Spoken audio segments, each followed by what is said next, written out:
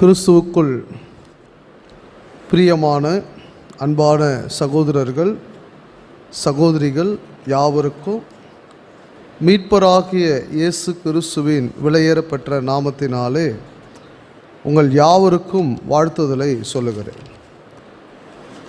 தொடர்ந்து நாம் தேவனுடைய தயவினாலே எபேசியர் நிருபத்தை நாம் படித்து வருகிறோம். தேவனுடைய வசனங்களை நாம் தியானித்து வருகிறோம். நற்கிரியைகள் செய்ய வேண்டும் என்கிற ஒரு பாடத்தை கடந்த வாரத்தில் நாம் படித்தோம். கிறிஸ்து இயேசுவுக்குள் நற்கிரியைகளை செய்கிறதற்காக நாம் சிருஷ்டிக்கப்பட்டு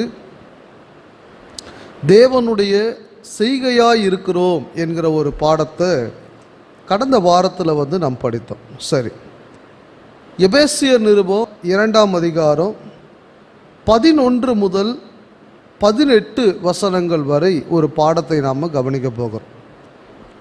எபேசியர் நிருபம் 2ஆம் அதிகாரம் 11 முதல் 18 வரை யூதர் புறஜாதி ஆகிய இரு திறத்தாரையும் எப்படி இருவரும் கிறிஸ்துவுக்குள் ஒன்றாக்கப்படுகிறார்கள் என்கிற ஒரு பாடத்தை தான் இந்த 11லிருந்து 18 வசனங்கள் உள்ள பகுதிகளில் என்ன செய்ய போகிறோன்னா படிக்க போகிறோம். ஒருவேளை நாம் இப்பொழுது ஆரம்பித்து எவ்வளோ நாம் படிக்க முடியுமோ நாம் அதை படிக்கலாம்.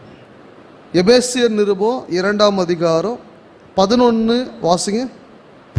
ஆனபடியினால் முன்னே மாம்சத்தின்படி புறஜாதியாராய் இருந்து மாம்சத்தில் கையினாலே செய்யப்படுகிற விருத்த சேதனம் உடையவர்களால் விருத்த சேதனம் இல்லாதவர்கள் எனப்பட்ட நீங்கள் பாருங்க. ஆனபடியினால் முன்னே மாம்சத்தின்படி புறஜாதியாராய் இருந்து மாம்சத்தில் கையினாலே செய்யப்படுகிற விருத்த சேதனம் உடையவர்களால் விருத்த சேதனம் இல்லாதவர்கள் எண்ணப்பட்ட நீங்கள் அப்படின்னு இங்கே ஆரம்பிக்கிறார். குறிப்பாக இந்த 11 முதல் 18 வசனங்கள் வரை உள்ள பகுதியானது யார் யாரெல்லாம் குறிப்பாக படிக்கணும்னா அல்லது யார் யாருக்கெல்லாம் நாம் கற்றுக் கொடுக்கணும்னா நியாய பிரமாணமோ புதிய ஏற்பாடோ ஒன்று தான் அப்படின்னு நிறைய பேர் இன்றைக்கி போதிக்கிறாங்க இல்லைங்களா, கற்றுக் கொடுக்குறாங்க இல்லைங்களா. நியாயப்பிரமாணத்தினுடைய வாக்குதத்தங்கள் உடன்படிக்கைகள்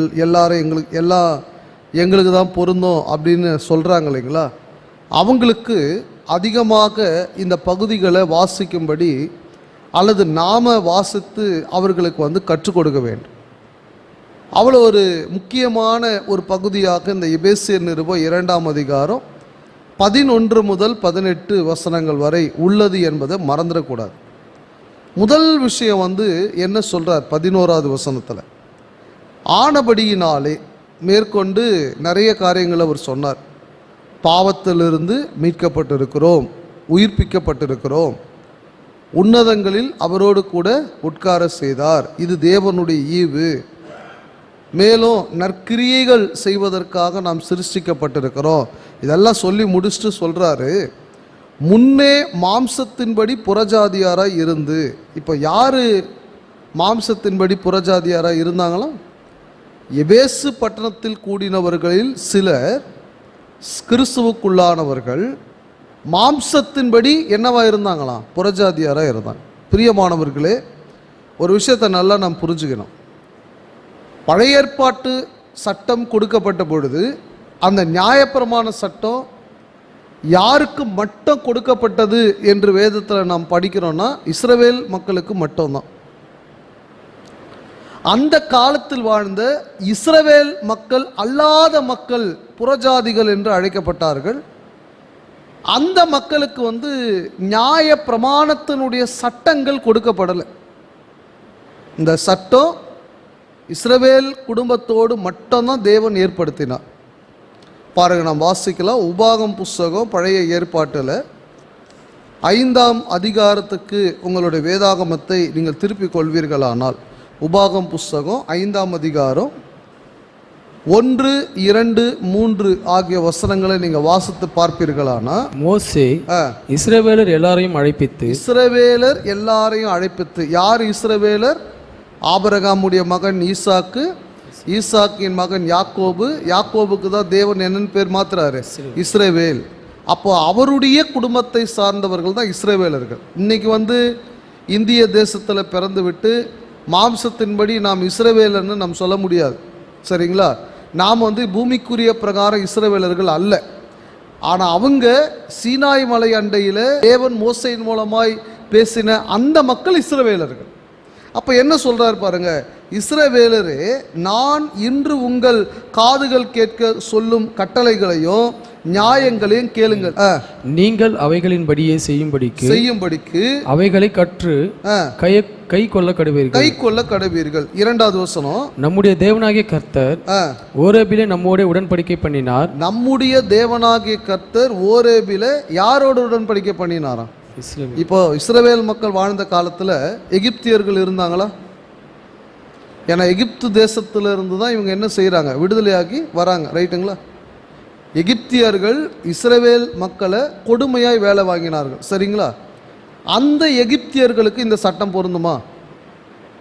சீனாய் மலையில் கொடுக்கப்பட்ட 10 கட்டளைகள், விருத்த சேதனம், அப்புறம் மற்ற கட்டளைகள், கூட கொடுக்கப்பட்ட மற்ற கட்டளைகள் எல்லாம், ஆசாரியத்துவத்தின் கட்டளைகள் எல்லாம் எகிப்தியர்களுக்கு பொருந்துமா?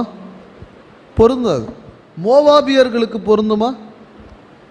சரி, இவங்க போய் சேர்றாங்கல்ல கானான் தேசம், அந்த கானான் தேசத்தில் வாழ்ந்து கொண்டிருக்கிற ஏத்தியர், எமோரியர், எபூசியர், கானானியர், பெரிசியர், இவங்களுக்கெல்லாம் பொருந்துமா? பொருந்தாது. இப்போ இவங்கெல்லாம் யாரு? இவங்க தான் புறஜாதி மக்கள். நிறைய பேருக்கு அந்த விஷயமே தெரியல. இஸ்ரவேல் மக்கள்னா எல்லாருக்கும் கொடுத்துட்டாரு போல அப்படின்னு நினைக்கிறாங்க. இவங்களுக்கெல்லாம் அது பொருந்தாது. இவங்களுக்கெல்லாம் அந்த சட்டம் கொடுக்கப்படலை. அப்போ யாருக்கு மட்டும் தேவன் கொடுத்தாருன்னா அந்த இஸ்ரவேல் மக்களோடு மட்டும்தான் உடன்படிக்கை ஏற்படுத்தினாராம். இதில் இன்னும் 3வது வசனத்தில் அவர் சொல்றாரு பாருங்க, அந்த உடன்படிக்கையை கர்த்தர் நம்முடைய பிதாக்களுடன் பண்ணாமல். யாரோடைய அவர் பண்ணலை? இந்த உடன்படிக்கையை பிதாக்களோடு பண்ணலை. அப்ப யாருக்கு இதை கொடுத்தாருன்னா ரொம்ப தெளிவா சொல்றாரு, இந்நாளில் இங்கே உயிரோடு இருக்கிற நம் எல்லோரோடும் பண்ணினார். அப்ப யாரோடு பண்ணினார்? இஸ்ரவேல் மக்களோடு மட்டும்தான் பண்ணினார். இன்னொரு வித்தியாசம் என்னன்னா, இஸ்ரவேல் மக்களுக்கும் புறஜாதி மக்களுக்கும் ஒரு வித்தியாசம் இருக்குது. இஸ்ரவேல் மக்களுக்கு மட்டும்தான் நியாயப்பிரமாணம் கொடுக்கப்பட்டது, அவங்களுக்கு கொடுக்கப்படலை. இது நமக்கு தெரியும், இப்போ நம்ம படித்தோம். இதை தாண்டி ஒரு வித்தியாசம் இருந்தது. என்ன? விருத்த சேதனம். என்னது? விருத்த சேதனம். விருத்த சேதன உடன்படிக்கையை தேவன் முதல் யாரோடு ஏற்படுத்தினார்? ஆபிரகாம், இல்லைங்களா?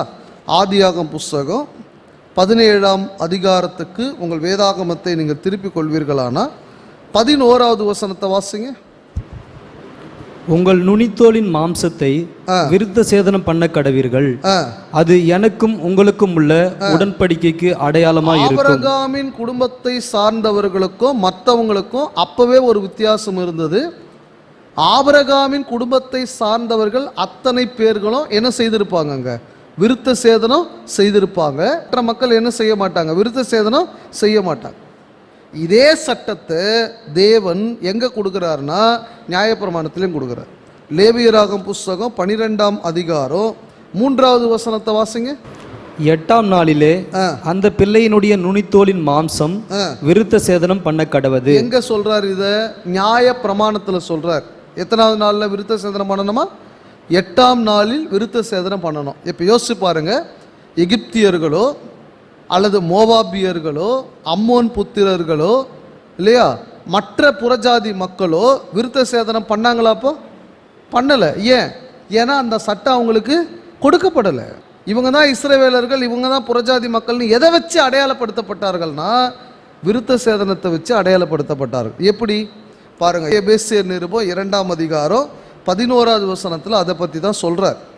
ஆனபடியினால் முன்னே மாம்சத்தின்படி புறஜாதியாராய் இருந்து மாம்சத்தில் கையினாலே செய்யப்படுகிற விருத்த சேதனம் உடையவர்களால், யாரு? யூதர்களால், இஸ்ரவேல் மக்களால். அவங்க தான் கையினாலே விருத்த சேதனம் செய்யப்பட்டவர்கள், விருத்த சேதனம் பண்ணப்பட்டவர்கள். அவங்க என்ன சொல்லுவாங்களாம்? மாம்சப்படி புறஜாதியா இருக்கக்கூடிய மக்களை பார்த்து விருத்த சேதனம் இல்லாதவர்கள் எண்ணப்பட்ட நீங்கள். இப்போ நம்மளை பார்த்து மாம்ச பிரகாரமான புறஜாதி மக்களை பார்த்து அவங்க என்ன சொல்லுவாங்களாம்? நாங்கள் தான் உண்மையான இஸ்ரவேலர்கள், ஏன்னா நாங்கள் என்ன செய்திருக்கிறோம்? விருத்த சேதனம் பண்ணியிருக்கிறோம். நீங்கள் யார் கிடையாது, உண்மையான இஸ்ரவேலர்களே கிடையாது. ஏன்னா நீங்கள் விருத்த சேதனம் பண்ணலை. இப்படி ஒரு வித்தியாசம் நியாயப்பிரமாணத்தின் காலத்தில் இருந்தது. அவர்கள் இஸ்ரவேல் மக்கள் என்று சொல்லக்கூடியவர்கள் விருத்த சேதனம் பண்ணப்பட்டவர்களாகவோ, புறஜாதி மக்கள் விருத்த சேதனம் இல்லாதவர்களாக இருந்தார்கள். ஒரு வித்தியாசத்தை நீங்கள் பார்த்துக்கிட்டே வரணும், சரிங்களா? அவங்க விருத்த சேதனம் உடையவர்கள், நாம் விருத்த சேதனம் இல்லாதவர்கள், மாம்ச பிரகாரமான விருத்த சேதனம் இல்லாதவர்கள். சரி, மறுபடியும் நாம் இப்போது எபேசியர் நிருபம் 2ஆம் அதிகாரத்துக்கு உங்கள் வேதாகமத்தை நீங்கள் திருப்பிக் கொள்ளுங்கள். 12வது வசனம். அக்காலத்திலே கிறிஸ்துவை சேராதவர்களும், மறுபடியும் சொல்றார், யாரெல்லாம் இருந்தோன்னு சொல்றார் பாருங்க. யாருக்கு எழுதுறார் இந்த நிருபத்தை? சபைக்கு எழுதுறார். சபையில் மாம்ச பிரகாரமாய் புறஜாதி மக்களாய் இருந்தவர்களை படிக்கும்படி, அவர்கள் அதை கற்றுக்கொள்ளும்படி எழுதுகிறார். 2 தரப்பினரும் அங்கே இருந்திருப்பாங்க அந்த பிராந்திய சபையில். அப்போ குறிப்பாக புறஜாதிகளில் இருந்து கிறிஸ்தவர்களாய் மாறினவர்களுக்கு இந்த வார்த்தைகளை அவர் எழுதுறார், அப்போஸ்தலனாகிய பவுல். அப்போ அவர் சொல்லும் பொழுது சொல்றாரு, அக்காலத்தில் கிறிஸ்துவை நீங்கள் என்ன செய்யலை? சேரலை. எப்படி கிறிஸ்துவை சேரலைன்னா புரியலையே. கிறிஸ்துவை பற்றிய வாக்குத்தத்தங்கள் கொடுக்கப்பட்டது. யாருக்கு கொடுக்கப்பட்டது? யூதாவுக்கு கொடுக்கப்பட்டது, தாவீதுக்கு கொடுக்கப்பட்டது, பல பேருக்கு கொடுக்கப்பட்டது. இயேசு கிறிஸ்துவை பற்றிய வாக்குத்தத்தங்களை அறிந்த யூதர்கள் அதை விசுவாசித்தார்கள். மேசியா வருவார் அப்படின்னு சொல்லப்பட்டதா இல்லைங்களா? புறஜாதி மக்களுக்கு தெரியுமா ஏதாவது? இயேசு கிறிஸ்து வருவார் என்ற விசுவாசமோ நம்பிக்கையோ புறஜாதி மக்களுக்கு இருந்ததா? அதனால தான் இந்த வார்த்தையை சொல்றாரு, நீங்கள் கிறிஸ்துவை சேராதவர்கள். மாம்ச பிரகாரமாகவும் நீங்கள் கிறிஸ்துவின் சந்ததியில் வரல, ஆவிக்குரிய பிரகாரமோ நீங்கள் அந்த வாக்கு தத்தங்களை அறிந்து அவரை வருவார் அப்படின்ற ஒரு நம்பிக்கையோடு நீங்கள் எதிர்பார்க்கல, ரைட்டுங்களா? அதனால தான் சொல்றாரு, நீங்கள் கிறிஸ்துவை சேராதவர்களும். ரைட்டு. 2வது. 3வது, இஸ்ரவேலுடைய காணி ஆட்சிக்கு புறம்பானவர்களும். இஸ்ரவேலுடைய காணி ஆட்சிக்கு புறம்பானவர்கள். இஸ்ரவேல் மக்களுக்கு என்ன கொடுக்கப்பட்டது? காணி ஆட்சி. அதாவது இஸ்ரவேலுக்கு இஸ்ரவேல் மக்களுக்கு காணியாட்சி கொடுக்கப்படும்ன்றத தேவன் ஆபிரகாம் காலம் முதற்கொண்டு சொல்றாரா இல்லையா? இந்த தேசம் உன் சந்ததிக்கு என்ன செய்யப்படும்? கொடுக்கப்படும். ஆபிரகாம் கிட்ட சொல்றாரு, ஈசாக்கு கிட்ட சொல்றாரு, யாக்கோபு கிட்ட சொல்றாரு. அதே போல மோசே இஸ்ரவேல் மக்களை அழைத்து கொண்டு வரும்பொழுது என்ன சொல்றாரு? பாலும் தேனும் ஓடுகிற கானான் தேசத்துக்கு உங்களை கூட்டிட்டு போவோம் தான் சொல்லிட்டு போற. யோசுவா தலைமையின் கீழே இஸ்ரவேல் மக்கள் கானான் தேசத்துக்கு போகும் பொழுது அந்த குடி உரிமையை அவங்க பெற்றுக்கொள்றாங்க, காணி ஆட்சி. சரி, இந்த குடி உரிமையை கொடுத்தார் இல்லையா கானான் தேசத்தில்? யோசுவாவின் தலைமையின் கீழே இஸ்ரவேல் மக்கள் எல்லாம் கானான் தேசத்தில் போயிட்டாங்க.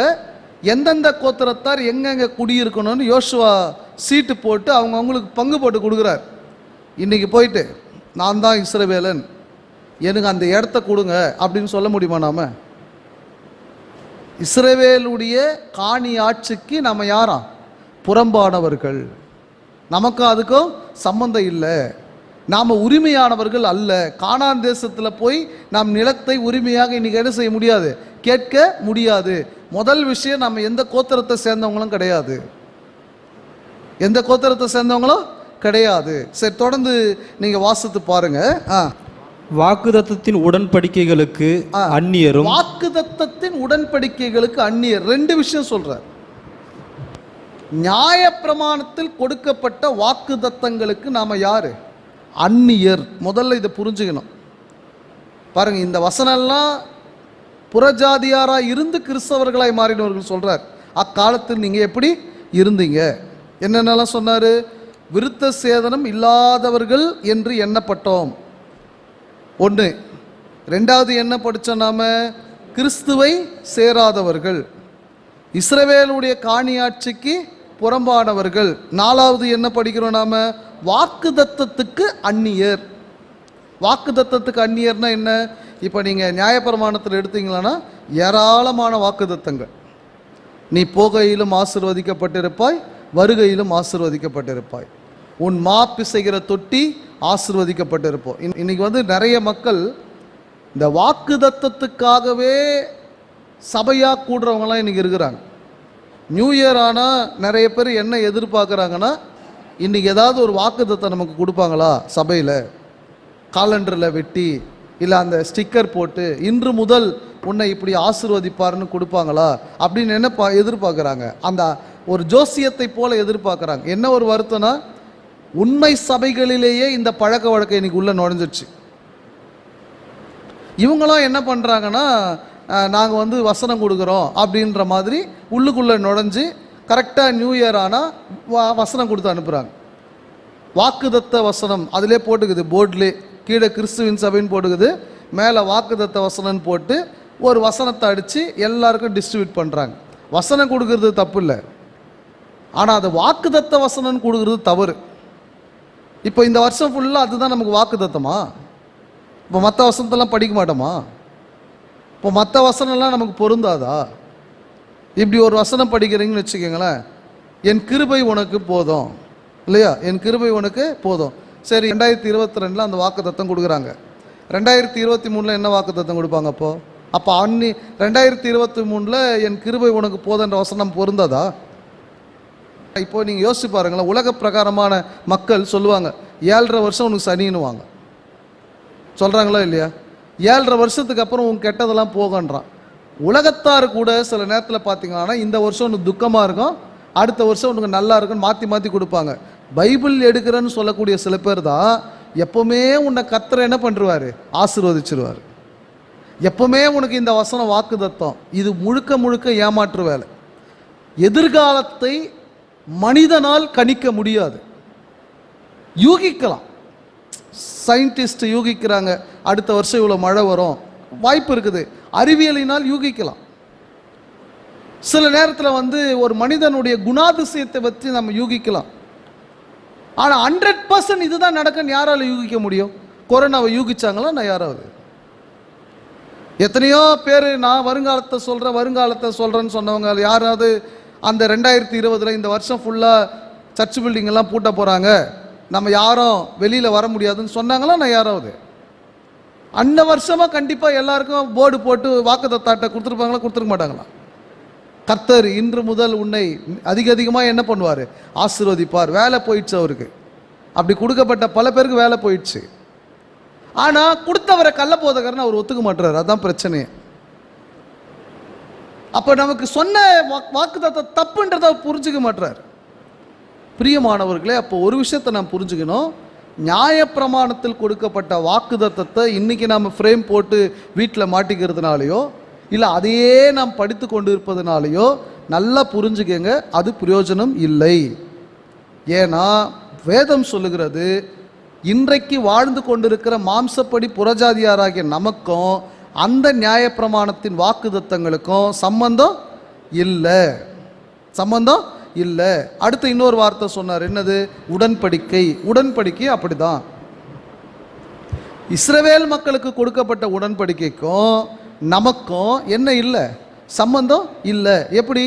அது பழைய உடன்படிக்கை. இன்னைக்கு நமக்கு கொடுக்கப்பட்டிருக்கிறது புது உடன்படிக்கை. பவுல் வந்து எந்த உடன்படிக்கையின் ஊழியக்காரர்? அவர் சொல்கிறார் இல்லையா, எந்த உடன்படிக்கையின் ஊழியக்காரர் சொல்கிறாரு? 2 கொரிந்தியர் புஸ்தகம் 3ஆம் அதிகாரம், 2 கொரிந்தியர் புஸ்தகம் 3ஆம் அதிகாரம் 6வது வசனம் வாசிங்க. புது உடன்படிக்கையின் ஊழியக்காரராய் இருக்கும்படி அவரே எங்களை தகுதியுள்ளவர் ஆக்கினார். இங்கே சொல்றார் பாருங்க, புது உடன்படிக்கையின் ஊழியக்காரராய் இருக்கும்படி அவரே எங்களை தகுதி உள்ளவராக்கினார். அந்த உடன்படிக்கை எழுத்திற்குரியதாய் இராமல், எழுதப்பட்டதாய் இராமல் ஆவிக்குரியதாய் இருக்கிறது. எழுத்து கொள்ளுகிறது, ஆவியோ உயிர்ப்பிக்கிறது. அப்போ பவுல் வந்து புது உடன்படிக்கையின் ஊழியக்காரன் சொல்றாரு. எதை சொல்றாரு? நியாயப்பிரமாணத்தை சொல்லல, புது உடன்படிக்கை, கிறிஸ்துவினால் கொடுக்கப்பட்ட உடன்படிக்கை பற்றி சொல்றார். அப்போ யோசிச்சு பாருங்க, இந்த ரெண்டுக்கும் நாம யாரா? அந்நியர். ஒரு வசனத்தை ரெண்டுத்துக்கும் சேர்த்து ஒரு ரெஃபரன்ஸாக நீங்கள் படித்து பாருங்களேன். ரோமர் 9:4 வசனம், அவர்கள் இஸ்ரவேலரே புத்திர சுவிகாரமும், நல்லா கவனிச்சு பாருங்க, தேவனுடைய பிள்ளைகள் என்கிற பதமும் மகிமையும் உடன்படிக்கைகளும், பழைய ஏற்பாட்டினுடைய உடன்படிக்கைகளும், நியாயப்பிரமாணமும் தேவ ஆராதனையும் வாக்குதத்தங்களும் அவர்களுடையவைகளே. என்ன அர்த்தம்? Third person. இஸ்ரவேல் மக்களுக்கு மட்டும்தான் அது, யாருக்கு கிடையாதான்? நமக்கு கிடையாது. அப்போ இங்கே அதுதான் சொல்கிறார். தொடர்ந்து நீங்கள் எபேசியர் 2ஆம் அதிகாரம் 12வது வசனத்தை நீங்கள் எடுத்துக்கங்க. அப்போது வாக்குத்தத்தத்தின் உடன்படிக்கைகளுக்கு அந்நியரும், அடுத்த வார்த்தை என்ன சொல்கிறாரு? நம்பிக்கை இல்லாதவர்களும். என்ன நம்பிக்கை இல்லை? தேவன் யார் என்ற நம்பிக்கை இல்லை. தேவனை விசுவாசித்தா இதை எனக்கு கொடுப்பார் என்ற நம்பிக்கை இல்லை. இப்போ நீங்கள் இதே தேவனை வணங்கின மக்களுடைய நம்பிக்கையை பாருங்கள். உதாரணமாக ஆபிரகாம் என்ன, அவருடைய நம்பிக்கை என்ன? அதாவது ஆபிரகாம் இனி வரும் பலன் மேல் நோக்கமாக இருந்தாராம். தேவன் தாமே கட்டி உண்டாக்கின அஸ்திபாரம் உள்ள நகரங்களுக்காக ஆபிரகாம் என்ன செய்திருந்தாரா? காத்திருந்தாரா? அப்போ அவர் நம்பிக்கை வச்சிருந்தாரா? மோசே எகிப்தின் பொக்கிஷங்கள் எல்லாவற்றிலும் இனி வரும் பலன் மேல் நோக்கமாக இருந்தாலும் அவர் நம்பிக்கை வச்சிருந்தாரா? யோபு சொல்றாரு, என்னை தேவன் கொன்று போட்டால் அவர் மேலே என்னவா இருப்பேன், நான் நம்பிக்கையாக இருப்பேன். நம்பிக்கை வச்சிருந்தாரா? இந்த நம்பிக்கை சட்டம் கொடுக்கப்படாத புறஜாதி மக்களுக்கு எப்படி இருக்கும்? வெந்தா தின்போம், விதி வந்தா சாவும். இதுதான் புறஜாதி மக்களுடைய வாழ்க்கை. ஒரு இலக்கு இல்லை. எதை நோக்கி போய் கொண்டிருக்கிறோம், எதை நோக்கி சென்று கொண்டிருக்கிறோம், எது நம்முடைய வாழ்வு தெரியாது. அதான் அங்கே சொல்றார், நம்பிக்கை இல்லாதவர்களோ இவ்வுலகத்தில் தேவன் அற்றவர்களுமாய் இருந்தீர்கள் என்று நினைத்துக் கொள்ளுங்கள். அந்த வார்த்தை ரொம்ப ஒரு துக்கமான ஒரு வார்த்தை. யார் அற்றவர்களா இருந்தான்? இப்படி படிங்க. தேவன் இன்னைக்கு யாரா இருக்கார் நமக்கு? தேவன் இன்னைக்கு நமக்கு யாரா இருக்கிறாரு? அப்பா, பிதா. இப்படி புரிஞ்சுக்கலாமா அந்த வார்த்தையை? தகப்பன் அற்றவர்களாக இருந்தீர்கள். அப்போ ஏறக்குறைய ஒரு அனாதையை போல இருந்தோன்ற ஒரு வார்த்தை அங்கே சொல்றாரு பாருங்க. இது எல்லாம் ஏன் நடந்தது? என்னென்ன வார்த்தை இது வரைக்கும் படித்தோம்? விருத்த சேதனம் இல்லாதவர்கள் எண்ணப்பட்ட நீங்கள், அப்புறமா கிறிஸ்துவை சேராதவர்கள், இஸ்ரவேலுடைய காணியாட்சிக்கு புறம்பானவர்கள், வாக்குத்தத்தத்தின் உடன்படிக்கைகளுக்கு அந்நியர், நம்பிக்கை இல்லாதவர்கள், இவ்வுலகத்தில் தேவனற்றவர்களாய். இதெல்லாம் ஏன் நடந்தது? நியாயப்பிரமாணம் தான் காரணம். நியாயப்பிரமாண நடுவில் வந்ததுனால இந்த பிரிவு. அது ஒரு சுவரை போல யூதர்களுக்கு புறஜாதி மக்களுக்கு நடுவாக எழும்பி விட்டது. இவங்களுக்கு நம்பிக்கை உண்டு, இவங்களுக்கு தேவன் இருக்கிறார், இவங்களுக்கு விருத்த சேதனம் பண்ணப்பட்டவர்கள், இவர்கள் கிறிஸ்துவை சேர்ந்தவர்கள், இவர்கள் இஸ்ரவேலுடைய காணியாட்சிக்கு உடன்பட்டவர்கள், வாக்குத்தத்தங்களுக்கும் உடன்படிக்கைகளுக்கும் உகந்தவர்கள். ஆனால் புறஜாதி மக்களாகிய நாம எதுவுமே இல்லை.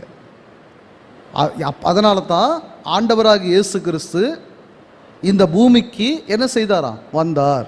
அது ஒரு காரணம். 13வது வசனம் வாசிங்க. முன்னே தூரமாய் இருந்த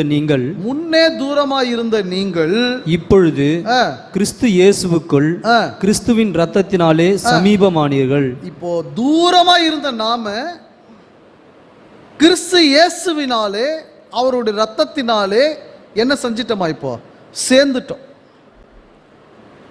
இயேசு கிறிஸ்து இந்த பூமிக்கு வந்ததற்கு பல நோக்கங்கள் இருக்கிறது. அதுல ஒன்று என்ன? நம்மை தேவனோட ஒப்புரவாக்குவது. யூதர்கள் புறஜாதிகள் என்ற வேறுபாடு இல்லாமல் ஒன்றிணைப்பது. இப்போ கிறிஸ்து இயேசு வந்த பிறகு, நமக்காக அவர் சிலுவையில் தம்முடைய இரத்தத்தை சிந்தி நமக்கான மீட்பை ஏற்படுத்தின பிறகு, நாம் சுவிசேஷத்துக்கு கீழ்ப்படிந்த பிறகு இப்போ நாம் என்னவா இருக்கிறோம் தெரியுமா? இப்போ நான் சுவிசேஷத்துக்கு கீழ்ப்படிஞ்சிட்டேன், ஞானஸ்தானம் எடுத்துட்டேன். இப்போ நான் என்னவா இருக்கிறேன்? இப்போ நான் விருத்த சேதனம் பண்ணப்பட்டவன். எப்படி? மாம்ச விருத்த சேதனம் இல்லை. மறுபடியும் ஒவ்வொன்றா படிக்க போகிறோம் நாம், ரைட்டுங்களா? மேலேருந்து இப்போ ஒவ்வொன்றா படிச்சுட்டு வந்தோம் இல்லைங்களா? என்னெல்லாம் நம்மளை பார்த்து புறஜாதி மக்களாகிய நம்மளை பார்த்து என்னென்னலாம் சொன்னாங்க, நாம் எப்படிலாம் இருந்தோன்னு படித்தோம் பார்த்தீங்களா? மறுபடியும் இப்போ முதல்ல இருந்து படிச்சுட்டு வர போகிறோம். இப்போ நாம் விருத்த சேதனம் பண்ணப்பட்டவர்கள் எப்படி?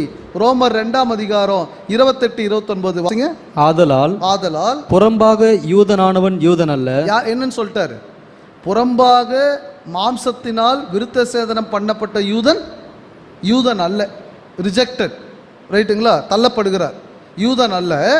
புறம்பாக மாம்சத்தில் செய்யப்படும் விருத்த சேதனமும் விருத்த சேதனம் அல்ல. ரைட்டு. உள்ளத்திலே யூதனானவனே யூதன். எழுத்தின்படி உண்டாகாமல் ஆவியின்படி இருதயத்தில் உண்டாகும் விருத்த சேதனமே விருத்த சேதனம். இந்த விருத்த சேதனத்தை நாம் செஞ்சிட்டோமா இல்லையா? ஆவிக்குரிய விருத்த சேதனத்தை என்றைக்கு நாம் சத்தியத்திற்கு கீழ்ப்படிந்திருக்கிறோமோ இந்த ஆவிக்குரிய விருத்த சேதனத்தை நாம பண்ணியிருக்கிறோம். கொலோசியர் 2ஆம் அதிகாரம், கொலோசியர் 2ஆம் அதிகாரம் 11. அல்லாமலும் நீங்கள் கிறிஸ்துவை பற்றும் விருத்த சேதனத்தினாலே மாம்சத்திற்குரிய பாவ சரீரத்தை கலைந்து விட்டதினால், மாம்சத்துக்குரிய பாவ சரீரத்தை என்ன பண்ணிட்டீங்க? வெட்டி எடுத்து போட்டுட்டீங்க. பாருங்க, அது மாம்ச நுனித்தோலை நீக்குவது அந்த விருத்த சேதனம். பழைய ஏற்பாட்டின் விருத்த சேதனம். புதிய ஏற்பாட்டின் விருத்த சேதனம் எதை நீக்கி போடுவது? பாவ சரீரத்தை நீக்கி போடுவது. பாவ சரீரத்தை நீங்கள் களைந்து போட்டதினால் கையால் செய்யப்படாத விருத்த சேதனத்தை அவருக்குள் பெற்றீர்கள். எப்படிப்பட்ட ஒரு விருத்த சேதனம் பாருங்க. இது எப்ப முழுமை அடைகிறது? 12 பாருங்க. ஞான ஸ்நானத்தினாலே அவரோட கூட அடக்கம் பண்ணப்பட்டவர்களாகவும், பாவத்தை களைந்து கிறிஸ்துவுடனே கூட அவரோடு கூட ஞானஸ்நானத்தினாலே அடக்கம் பண்ணப்பட்டவர்களாகவும், அதிலே அவரை மரித்தோரில் இருந்து எழுப்பின தேவனுடைய செயலின் மேலுள்ள விசுவாசத்தினாலே அவரோட கூட எழுந்தவர்களாகவும் இருக்கிறீர்கள். புரியுதுங்களா? இப்போ ஆவிக்குரிய பிரகாரமா விருத்த சேதனம் இல்லாதவர்கள் அப்படின்னு நம்ம சொல்ல முடியுமா? நம்மள சொல்ல முடியுமா? சொல்ல முடியாது. சொல்ல போனா மாம்ச பிரகாரமான யூதர்கள் தான் இப்போ தேவனிடத்துல இல்லை. மாம்ச பிரகாரமாய் விருத்த சேதனம் பண்ணப்பட்டவர்கள் தான் இப்போ தேவனிடத்துல நெருங்கி இல்லை.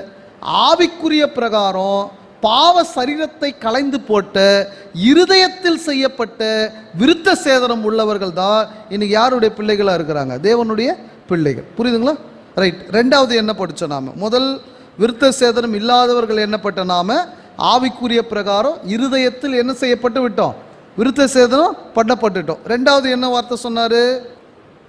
கிறிஸ்துவை சேராதவர்கள். முன்னாடி இப்போ நாம் கிறிஸ்துவை சேர்ந்துட்டோமா இல்லையா? சேர்ந்துட்டோமா இல்லைங்களா? எபிரேயர் புஸ்தகம் 12ஆம் அதிகாரம், எபிரேயர் புஸ்தகம் 12ஆம் அதிகாரம் 24வது வசனத்தை நீங்க வாசித்து பார்ப்பீர்களானா, புது உடன்படிக்கையின் மத்தியஸ்தராகிய இயேசுவினிடத்திற்கும் ஆபேலினுடைய ரத்தம் பேசினதை பார்க்கிலும் நன்மையானவைகளை பேசுகிற ரத்தமாகிய தெளிக்கப்படும் ரத்தத்தினிடத்திற்கும் வந்து சேர்ந்தீர்கள். அப்போ சேர்ந்திருக்கிறோமா இல்லையா? கிறிஸ்துவின் இடத்துல நாம இயேசு கிறிஸ்துவின் இடத்துல வந்து சேர்ந்திருக்கிறோமா இல்லையா? ஆமா. இதே நாம் படிச்ச அந்த வசனம் தான் எபேசி 2:13. மறுபடியும் வாசிங்க அந்த வசனத்தை. எபேசி 2:13. முன்னே தூரமாய் இருந்த நீங்கள் இப்பொழுது கிறிஸ்து இயேசுவுக்குள் கிறிஸ்துவின் இரத்தத்தினாலே சமீபமானீர்கள். என்ன ஆயிட்டீங்க? சமீபமானீர்கள். முன்னாடி எப்படி இருந்தோம்? சேராதவர்கள். இப்போ என்ன பண்ணிட்டோம்? நாம சேர்ந்துட்டோம். சொல்ல முடியுமா? இனிமேல் நாம சேராதவர்கள் சொல்ல முடியுமா? சொல்ல முடியாது. ரைட். அடுத்து 3வது பாயிண்ட் என்ன? இஸ்ரவேலுடைய காணி ஆட்சிக்கு புறம்பானவர்கள். இஸ்ரவேலுடைய காணி ஆட்சிக்கு புறம்பானவர்கள். ஒரு சொந்த இடம் கொடுக்கப்பட்டது. என்ன தேசம் அது? கானான் தேசம். அந்த கானான் தேசத்தினுடைய காணி ஆட்சிக்கு நாம் யாரா? புறம்பானவர்கள். உனக்கெல்லாம் இந்த சொத்து கிடையாது. அது என்ன சொத்து? இன்னைக்கு நமக்கு கிடைக்க போகிற பெரிய சொத்து என்ன? பரலோகம். பிலிப்பியர் 3:20 என்ன படிக்கிறோம்? நம்முடைய குடியிருப்போ பரலோகத்தில் இருக்கிறது. இவங்க என்ன கொடுக்கறது? காணியாட்சி நமக்கு. நாம் சத்தியத்தின்படி வாழும்பொழுது தேவன் நித்திய காலமாய் நாம் வாழும்படியாக எதை கொடுக்க போறாரு? பரலோகத்தை கொடுக்க போறார். இந்த காணியாட்சி தேவையில்லை நமக்கு. எந்த இடத்துக்கு நாம் போக போறோம்? சந்தோஷமும் நிம்மதியும் உண்மையான ஆசீர்வாதம் இருக்கக்கூடிய பரலோகத்துக்கு என்ன செய்ய போறோம்? நாம போக போகிறோம். இது பூமிக்குரிய கானானை பொறுத்த வரைக்கும் எல்லா நேரமும் அவங்க சந்தோஷமாகவே இருந்தாங்களா? யோசுவா போய் சண்டை போட்டு ஜெயிச்சு கொடுத்துட்றாரு. இளைப்பாறுதல் கிடச்சிச்சா? கொஞ்ச நாள் அமைதியாக இருந்தாங்க. பாவம் செய்ய ஆரம்பித்த உடனே எதிரி நாடு அவங்கள அடிமைப்படுத்திட்டாங்க. மறுபடியும் ஒரு நியாயாதிபதி வர்றார், சண்டை போடுறார், ஜெயிக்கிறார். மறுபடியும் கொஞ்ச காலம் அமைதி. மறுபடியும் பாவம் செய்யும் பொழுது மறுபடியும் வேற ஒரு ராஜா என்ன பண்றாரு? பிடிச்சுக்கிறார். ஏறக்குறைய 14-15 தடவை இதே நடந்தது.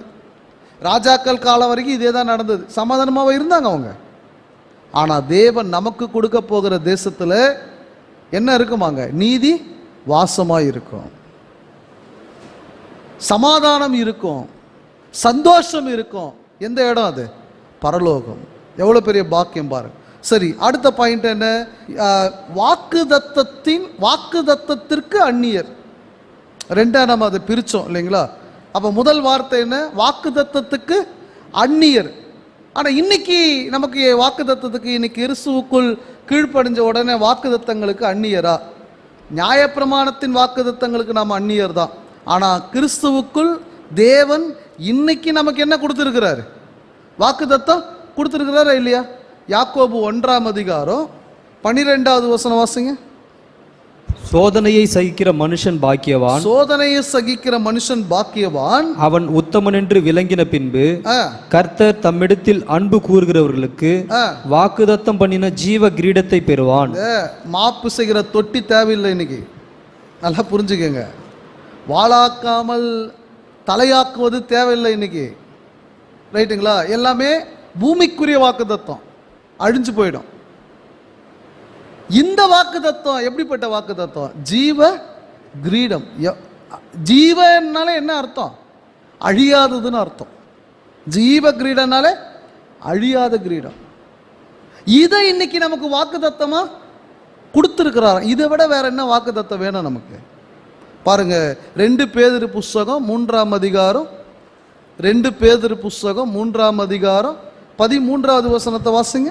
அவருடைய வாக்குதத்தத்தின்படியே நீதி வாசமா இருக்கும். பாருங்க, அப்ப அவருடைய வாக்குதத்தம் என்ன? நல்லா புரிஞ்சுக்கங்க. அந்த வசனத்துல அவருடைய வாக்குதத்தத்தின்படியே நீதி வாசமாய் இருக்கும், புதிய வானங்களும் புதிய பூமியும் உண்டாகும் என்று காத்திருக்கிறோம். புதிய வானமும் புதிய பூமியும் உண்டாகும் என்று. இப்போ நம்ம வாக்குதத்தை எதை நம்பி காத்திருக்கணும்? நியூ இயருக்கு என்ன அட்டை கொடுப்பாங்க நமக்கு? பெரிய அட்டையாக கொடுப்பாங்களா, சின்ன அட்டையாக கொடுப்பாங்களா? நல்ல வசனமாக வருமா, இல்லை கொஞ்சம் பரவாயில்லாத வசனமாக வருமா? அதுக்காக காத்திருக்கணும். நம்ம எதுக்கு காத்திருக்கணுமா? அவர் கொடுத்த வசனத்தை, அவருக்கு சொன்ன வார்த்தையின்படி நாம் கீழ்ப்படிந்து சபையாக பரிசுத்தமாக நாம் வாழ்ந்து அவர் சொன்ன வாக்கு தத்தத்தின்படி பரலோகம் போவதற்காக என்ன பண்ணணுமா? நாம் காத்திருக்கணும். இதை தான் நம்ம அடிக்கடி படிக்கிற ஒரு வசனம், 1 யோவான் 2:25. நித்திய ஜீவனை அளிப்பேன் என்பது அவர் நமக்கு செய்த வாக்குதத்தம். பிரியமானவர்களே, அப்போ இன்னைக்கு அதை காட்டிலும் மேலான வாக்குதத்தம் யாருக்கு கொடுத்துருக்கிறாரு? நமக்கு. அடுத்து என்ன வார்த்தை படித்தோம்? உடன்படிக்கை. இப்போ தான் நான் கொஞ்ச நேரத்துக்கு முன்னாடி சொன்னேன், பவுல் சொல்கிறாரு. பவுல் பழைய உடன்படிக்கையின் ஊழியக்காரர் அல்ல. எந்த உடன்படிக்கையின் ஊழியக்காரர்? புது உடன்படிக்கை. அப்போ கேட்கலாம், அப்போ பவுல் நியாயப்பிரமாணத்துக்கு ஊழியக்காரா இல்லையா? கண்டிப்பாக இல்லை. பழைய உடன்படிக்கை புதிய உடன்படிக்கை சேர்த்து கை கொள்ளக்கூடாதா? கண்டிப்பாக வாய்ப்பு இல்லை. பாருங்கள், நீங்கள் ஒரு வசனத்தை வாசிங்க. எபிரேயர் நிருபத்துக்கு உங்களுடைய வேதாகமத்தை நீங்கள் திருப்பிக் கொள்வீர்களானால் 8ஆம் அதிகாரம், எபிரேயர் புஸ்தகம் 8ஆம் அதிகாரத்துக்கு உங்களுடைய வேதாகமத்தை நீங்கள் திருப்பிக் கொள்வீர்களானால் அதில் 7வது வசனத்தை வாசிங்க. அந்த முதலாம் உடன்படிக்கை பிழை இல்லாதிருந்ததானால். அப்போ முதலாம் உடன்படிக்கையில் என்ன இருந்தது? பிழை இருந்தது. அந்த வசனத்தை அண்டர்லைன் பண்ணிக்கங்க. பரிசுத்த ஆவியானவருடைய ஏவுதலினால் எழுதப்பட்ட அந்த வார்த்தையில் தெளிவாக சொல்கிறார், முதலாம் உடன்படிக்கையில் பிழை இருந்தது. என்ன அந்த பிழை? ஒருவனும் நீதிமானாக முடியல. வசனம் சொல்லுது. ரோமர் 3ஆம் அதிகாரம், கலாத்தியர் 3ஆம் அதிகாரம், 2ஆம் அதிகாரம், எத்தனை வசனங்கள்? ஒருவரும் நீதிமானாக முடியல. அப்போ முதலாம் உடன்படிக்கை பிழை இல்லாதிருந்ததானால் 2ஆம் உடன்படிக்கைக்கு இடம் தேட வேண்டுவதில்லையே, அவசியமே இல்லையே. ஆனால் எரேமியாவில் என்ன சொன்னாரு? சீனாய் மலையில் நான் கைப்பிடித்து வந்த நாளிலே அவர்களோடு பண்ணின உடன்படிக்கையை இனிமேல் நான் பண்ண மாட்டேன்.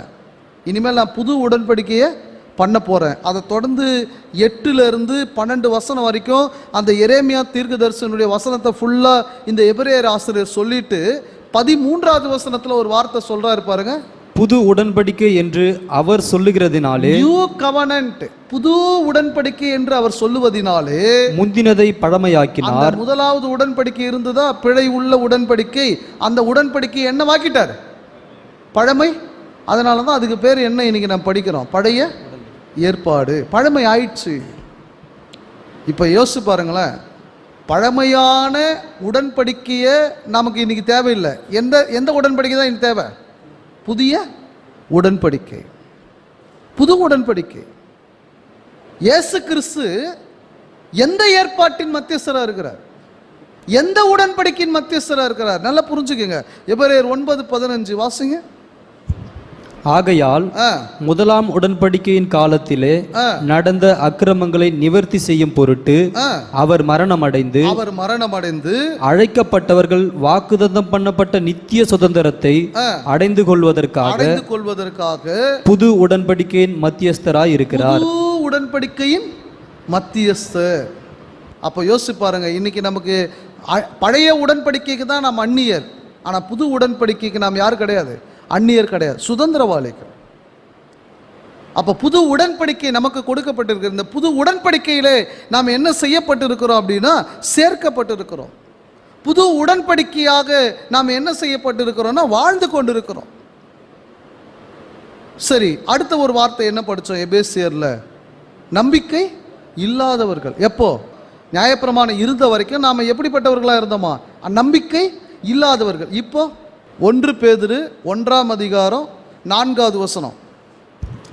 1 பேதுரு அவர் இயேசு கிறிஸ்து மரித்தோரிலிருந்து எழுந்ததினாலே அழியாததும் மாசற்றதும் வாடாததுமாகிய சுதந்திரத்திற்கு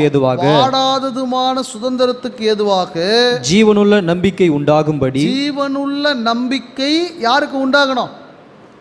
நல்லா புரிஞ்சுக்கங்க, யாருக்கு உண்டாகணும்? நமக்கு. ஜீவனுள்ள நம்பிக்கை உண்டாகும்படி தமது மிகுந்த இரக்கத்தின்படியே நம்மை மறுபடியும் ஜெனிப்பித்தார். ஏன் ஜெனிப்பிக்கப்பட்டிருக்கிறோம்? ஏன் ஞானஸ்நானம் பெற்றிருக்கிறோம்? ஜீவனுள்ள நம்பிக்கை உண்டாகும்படி. முதல்ல தான் எனக்கு என்ன கிடையாது? நம்பிக்கை கிடையாது. இன்னைக்கு எனக்கு என்ன நம்பிக்கை இருக்கு? நான் கண்டிப்பாக பரலோகம் போவேன், அந்த சுதந்திரத்தை நான் அடைவேன் என்ற நம்பிக்கை இருக்கு. பூரண நம்பிக்கை. இந்த நம்பிக்கை எந்த ஏற்பாடு கொடுக்கல தெரியுங்களா? இதில் ஒரு ஆச்சரியமான ஒரு விஷயம் சொல்கிறேன் பாருங்க. இப்போ நாம் பழைய ஏற்பாட்டு சட்டத்தின்படி நம்பிக்கை இல்லாதவர்கள், ரைட்டுங்களா? சரி, பழைய ஏற்பாட்டின்படியே வாழ்ந்த மக்களுக்கு நியாயப்பிரமாண நம்பிக்கை கொடுத்ததா? எபிரேயர் 7:19 வாசிங்க. எபிரேயர் 7:19 வாசிங்க. நியாயப்பிரமாணமானது ஒன்றையும் பூரணப்படுத்தவில்லை. ஒன்றையும் என்ன பண்ணலையா? பூரணப்படுத்தவில்லை, முழுமைப்படுத்தவில்லை. நியாயப்பிரமாணமானது ஒன்றையும் பூரணப்படுத்தவில்லை. அதிக நன்மையான நம்பிக்கையை வருவிப்பதோ பூரணப்படுத்துகிறது. எது அந்த நம்பிக்கையை வருவிக்கிறது? புதிய ஏற்பாட்டு சத்தியம், புதிய உடன்படிக்கை. அந்த புதிய உடன்படிக்கை எதை ஏற்படுத்துகிறது? பூரணத்தை. பிரியமானவர்களே, அப்போ இன்னைக்கு உண்மையான நம்பிக்கைக்குள்ள நாம் என்ன செய்யணுமா? வாழ வேண்டும். வாழ்ந்து கொண்டிருக்கிறோம். கடைசியாக என்ன படித்தோம்? நாம் தேவன் அற்றவர்கள். ஆனால் இன்னைக்கு கிறிஸ்துவுக்குள்ள நாம் யாராக இருக்கிறோம்? யோவான் 1:12 வாசிங்க. யோவான் சுவிசேஷம் 1:12. அவருடைய நாமத்தின் மேல் விசுவாசம்